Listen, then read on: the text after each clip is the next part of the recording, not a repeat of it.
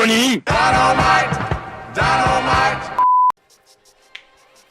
right. Enough of them commercials. We had to pay some bills, but you already know we. It's the Identity Booth. We're on here doing our thing as we always do here on Sixers.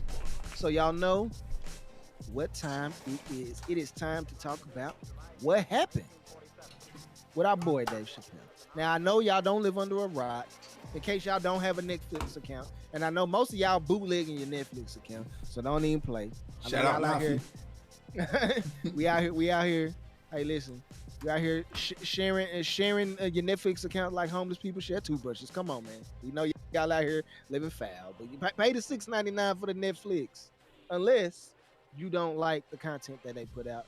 Sort of like some people we saw in the news this week. So Dave Chappelle, if you guys haven't heard. You won't believe what happened on my flight to LA. The fuck you talking to me like that for? He in his new, his Netflix. Take me off. I don't give a fuck. I didn't even want to go to Cali. Most of his set about trans people.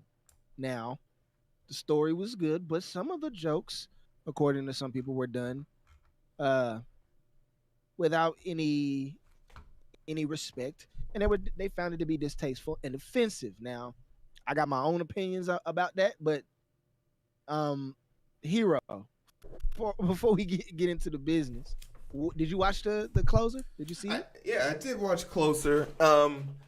It's just speaking strictly from the special. I subscribe to a younger Dave Chappelle. I am more inclined with the first season Dave Chappelle, and his first 3 stand-ups will forever live in famous glory, euphoria for me, because those were the funniest. They were college times for me. It was just hilarious. So from a stance of it being a funny show, did I find it funny? I laughed out loud. And when I mean out loud, not head back, like I made 5-6 audible laughs throughout the whole show. But I think it was more of his most impactful and genuine. Like he honestly felt genuine and authentic here. And it's only second to 9:48, because 9 minutes and 48 seconds was the most authentic I've ever seen Dave Chappelle. But the thing that's gonna put people back in this is you got to ask yourself 2 things before you watch this. One, are you watching to get a soundbite of confirmation of something?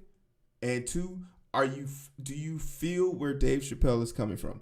I'm gonna start by saying Dave Chappelle is a $50 million man. He don't need no fucking dudes off of Twitch and YouTube with 5 people watching to defend him. That's not what Dave Chappelle needs. He doesn't need us. But what I am going to say is this idea, the things that he pitched, they carry some weight. The ideas, if you get past the jokes, the ideas he pitched do carry weight. And that's the kind of the crux of it. If you get caught up on the joke, you miss the message. And that's what I think a lot of people are figuring out. But I also understand the extreme where it's like, as a person who's not part of a certain community, you speaking on that community is going to draw the ire of unwanted attention. And as a person making those jokes, you have to be able to accept that, because you crossed a line. Whether it's a line for you to step on or not, you decided to cross that line when you made the joke. So I am truly in the middle on this. Like, I don't know how to feel. If someone feels like they're offended, I'll be like, hey, I hear you. I get why you're offended. But if someone's like, it's just a joke, I'm gonna be on like, yeah, well, it's just a joke. But like, if you switch this even remotely, if it was a white dude up there making these jokes about black people, yo, we waiting for him outside the show. You're not going home, bro. But why though? But why? And I think it comes down to who you are as a person and what those words entail, and also what those words have done to your past, your present, and your future. If a white dude's up there on stage dropping the N-word, yo, that's 400 years of pent-up aggression that you're poking a bear over. So if somebody want to slap you over that, me personally, am I going to do it? No. But am I going to stop that dude from knocking your ass out? No. because he's entitled to those feelings. So like when people push those limits could push back. And I'm not saying he's not allowed to do what he's doing, but he should be well aware that left cross is coming. So that's like, and I don't, and I hold can't. hold on. Let me ask here. Mm-hmm. So, first of all, are you saying you condone violence if a person uses a racial slur? If somebody uses a racial slur in front of me, on me, Mm-hmm. no, Mm-hmm. I'm way past that. But okay, but not you particularly, but just anybody that's not you. Oh, If they were that offended that they felt the need to use physical violence to suppress somebody's speech, do you think that's acceptable? once again, for someone, yeah, to an extent, yes. To an extent, yes, because there's just certain lines you don't cross. You just don't cross them. Because okay, and I'll use this example. If if you and it sounds crazy, but it's like you have to do this. If like you're standing at a memorial for your loved one and someone comes up and spits a grab and says that this person's trash and this person is like, bro, you entitled to say that, but me personally, I wouldn't say that shit right there in front of the memorial. Cause you gonna get your ass beat. Like there's a time and a place for everything. And I think Dave Chappelle picked the perfect time and place to do these jokes. If he was a madman in the middle of the street talking about homophobic this, homophobic that, and someone cold clocked him, I'd say, hey, you had the time, wrong place. I would have definitely put a stage between you and the nearest person. Like this was a conversation, a long form conversation that Dave Chappelle's having with two groups of people. One group understands him, the other group doesn't. And this group that doesn't understand him, there's another subset of that group. You're part of the group that says, hey, this hurt my feelings. Dave Chappelle says, hey, it was just a joke. I don't plan on making any more jokes about you, but I hope you really understand that I am a supporter of you. And it'd be like, it doesn't feel that way, but I get you, Dave Chappelle. Okay, cool. That's what we call a logical break. Then there's this extreme side that's like, fuck you, we're canceling you. And I'm here to tell you, Dave Chappelle walked away from $50 million. There's nothing you can do to hurt this man. He literally doesn't have to do anything for the rest of his life. And it shows in his motion. I think he's in his boomer phase for sure. He ain't the hip cool Dave Chappelle he used to be. He's a child of a boomer. I mean, so he's a Gen Xer. Yeah. So for me, it's like I enjoyed the special. Would I watch it again? No. Do I get the messaging? Sure. But am I a person looking outside in and have never had to experience those things? Yeah, I can. Yeah, I've never had to experience the things that those people have experienced. So I can understand why it would draw the ire of people who were in that community who've really felt that their trials and tribulations aren't being thoroughly looked at from that stance. You feel me?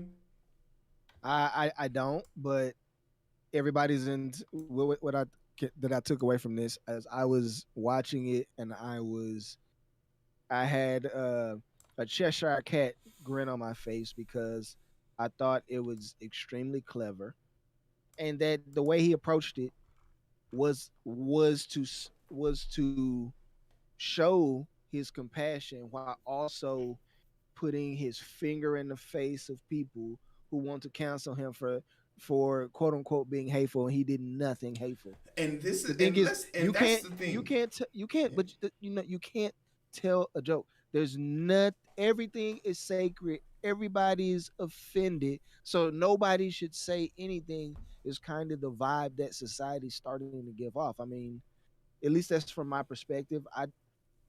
The life sucks. If you can't laugh at yourself, if you can't laugh at other situations, people, what's going on? Why so serious? I mean, once again, it's just like the thing. I'm pretty sure transgender people can laugh at themselves, but they would much rather laugh amongst people that they feel are within their community on a different level. But he does bring up a good point about how he makes a reference to a joke, and I won't tell the joke, but the gist of it is basically it was a transgender white man who he was going to get into an altercation with that opted to call the police on him. So the moment it became convenient for him to be white again, he decided to take that trope and use it to his advantage. And as a person who recently had the police called on him, I feel this message. This still resonates with me because it doesn't matter how many degrees I have, doesn't matter, how nicely I dress, doesn't matter how fresh my twists are. At the end of the day, whoever I'm talking to, as long as they're not a black person, their fail-safe is to use their privilege or their oppression against me. And that's something that he spoke a lot about ad nauseum, and which is what his real beef. His real beef isn't with transphobic people; it's with white people. He's made that painfully clear that he doesn't feel that an oppressed group of white people should ever exist, and he has reason to say that in the context of America. Now, if you go outside of America, there's different levels of oppression that can take place, but in America, if as an American, like in this context, the white man's world is best suited here in America. If you're white in America, you not succeeding in Dave Chappelle's eyes is non-void. It shouldn't exist. He said it's a waste of white skin. Yeah, that was his words. And a part of me, I get the joke, I get the gist, I get the inside of it, but that shit was spicy though.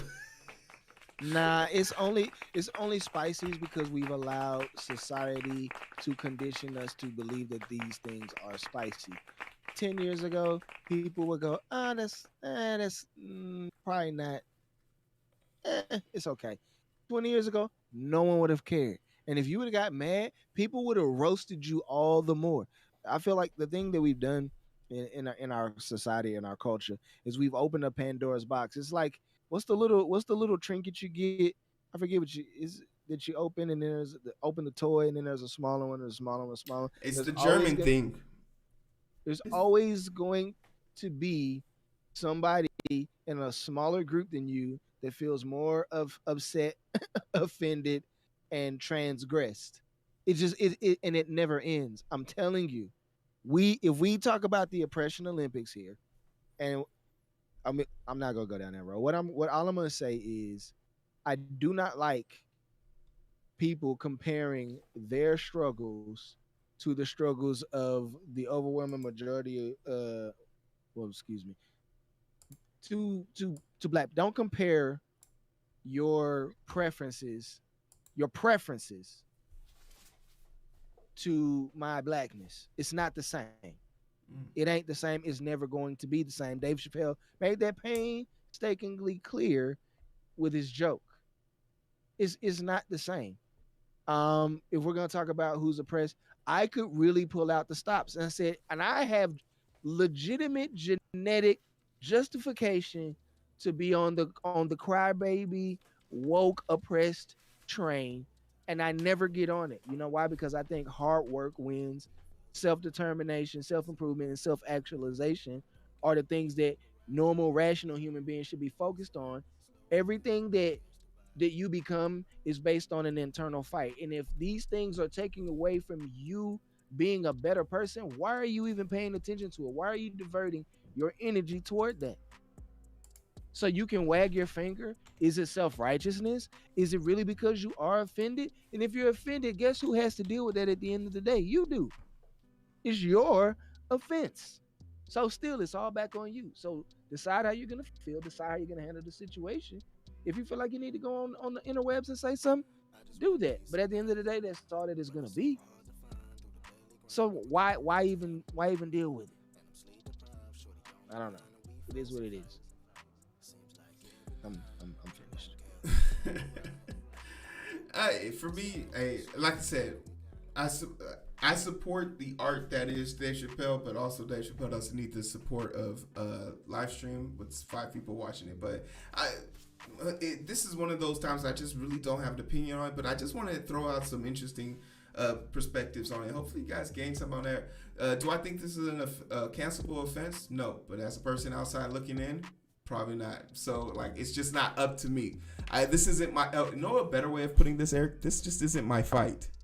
It isn't my fight. So I don't know how to feel. Like, If someone's like, "Hey, do you want to join this fight?" I'd be like, "Yo, can I have 30? Can I just take time off to myself?" But hey, that's the show. That's the segment. We got 2 more coming up for you. But for everything else in the meantime, you can find us on Twitch, YouTube, Facebook, Instagram, TikTok, Twitter. Like, these are everywhere. And if you want to help us out, we got our goals up there. We're trying to get to 15 subscribers. We're at 11 right now, so we just need 4 people to come over and help us out. The link is in the description. We can catch the 5, but it's so hard to find through the daily grind. Been working overtime, and I'm sleep deprived. Shorty on my line, and we fuss and fight. Seems like every night. Don't care who's wrong or right. I hope the end is sight. Slow it down, and we can